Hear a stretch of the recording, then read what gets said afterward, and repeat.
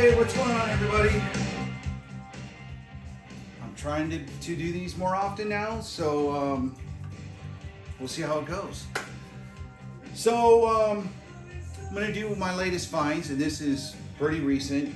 Coming back from Vegas, I had some stuff that I had ordered at Record City in San Diego, and while I was there, someone came in with some used items, and I found a couple other things. And let's start with this one, Killing Joke. I don't see very many people talk about Killing Joke often. And what album is this? This is Nighttime. This is the only, well, technically the third album I have from them. And they're, I don't know, man. They started out kind of punk, but they turned into kind of goth. This kind of has more of a goth feeling to it. Graham at Record City, he swears by this one, so I said, all right, man. You know, it's not one you see every day. It's an OG one. So I was pretty happy to get this one. The more I listen to it, the more I like it. So check it out. It's a lot different from their first album. I'll say that. I believe that's their third album. Let's see. So another one that had come in that, or at least Graham showed me, and this is Nirvana at the End of Lonely Street. So it basically it's a collection of bedroom, garage, and studio demos from the '89 through '92, and I believe this was on that big CD compilation they did. I think they now have that on vinyl too. I forget what it's called, but you know, again, this is a fugazi. It's a fake, bootleg, whatever you want to call it. But I thought it was cool.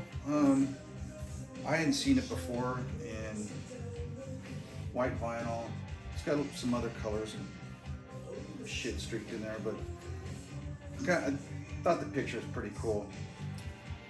But yeah, that was fairly cheap, so I didn't want to pass that up. So the ones that I had ordered have been sitting there waiting for me, and that was Misfits. Now it says RSD, but it's RSD Essential, so it didn't come out on Record Store Day. But this is kind of like a greatest hits, more or less. I do have an older copy of this, but glow in the dark, I thought that would be really cool. But these glow in the dark records, man, I don't know what you gotta do to get them to glow. It's like they don't hold the glow very long, and it's hard to get them to stay charged or whatever. But anyways, I thought that was cool.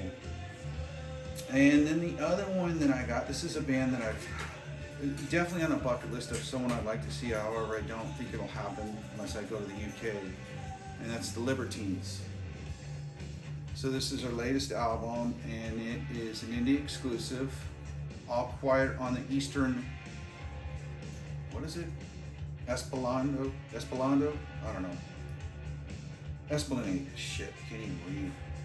But I've heard some of the tracks on online, and I really like the Libertines. I mean, I thought it sounded pretty good. You know, their first two albums are hard to beat, but you know, check them out. I definitely start off with the first two albums, see what you think of them. One of the other, let's see. Yeah, there was another thing I did find at Record City that I thought was pretty cool. And that was Nirvana Live and Loud. So this isn't official, and this one's pretty cool because it's a colored one. So you got the red and clear, and then the disc 2 is blue and clear. So it's a more limited item. I got a good deal on it. I think I paid a little under $30 for it, but I know it goes for quite a bit more than that because it's less pressing of this one. But so can't go wrong with Nirvana. This is something I picked up while I was in Vegas. I forgot to show in the last video. After work, I like to go into Zia, just see what they've got. And I came across this one, and I think I've showed some of their stuff before, and this is the Mars Volta. And this is another glow-in-the-dark record. I show you, but you're not going to see a glow. It just looks like a white album. And this is the unfinished original recordings of Deloused in the Comatorium, which is by far their best album is Mars Volta. It's pretty good. You know, I mean, it's kind of, I don't want to say demos, but you know, it's different versions. So, I mean, I knew it couldn't be bad, and I was pretty happy with it. They're not easy to find. I mean, you can find tons of repressings or whatever, but I thought this was cool, another glow-in-the-dark one. But yeah, I mean, it was only 18 bucks. And so I have some eBay purchases to share with you. So I recently saw this guy, George Lynch, and it was with the Lynch Mob, his band after he left Dokken, and it's blue vinyl. I've still gotten this shrink. I mean, I did open and listen to it, but it's pretty cool because it has like older stuff that you know, he was in a band called Exciter, The Boys, of course Dokken stuff, and then Lynch Mob stuff. So different versions, and I think there's some live stuff. So I thought this was really cool, and I thought, okay, well, I'm gonna go see him. I want him to sign it, and you probably can't make it out, but he signed it right here. And he was selling lots of merch and crap, and I didn't particularly care for the shirts, but I picked up guitar strap that he was selling a bunch of his old guitar straps that he signed them all. So I thought that was kind of cool. And so it kind of got me on a kick with Dokken, and I have this album, but it's it was not in good shape. So I didn't realize how much these are going up as well. All these hair metal bands are going up in value, and this is Under Lock and Key.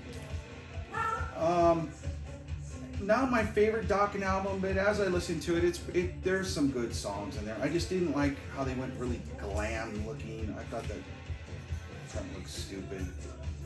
But yeah, still in the shrink. I think I paid 20 bucks for this, which is really, really cheap. There's some slight scratches on it, but it played fine. And let's see.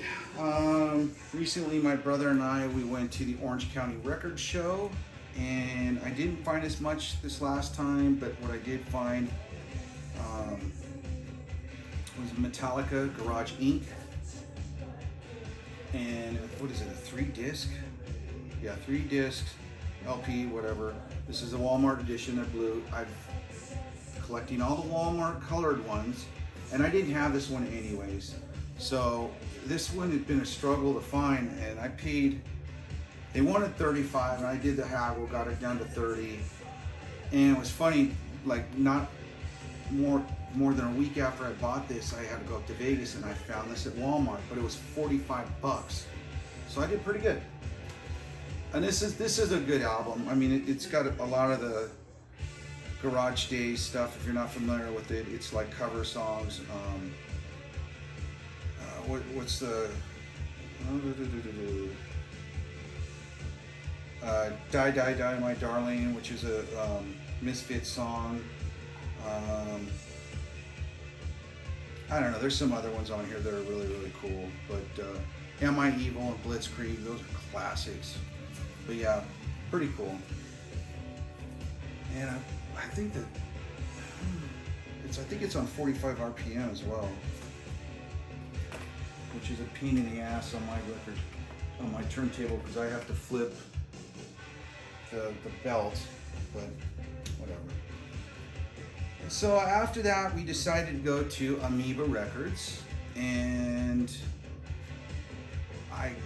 it's getting kind of dry out there again, but I did come across this, and this is Together Pangea, or at the time were calling themselves Pangea. This is their first album, if I'm not mistaken, and this is very limited copies of this.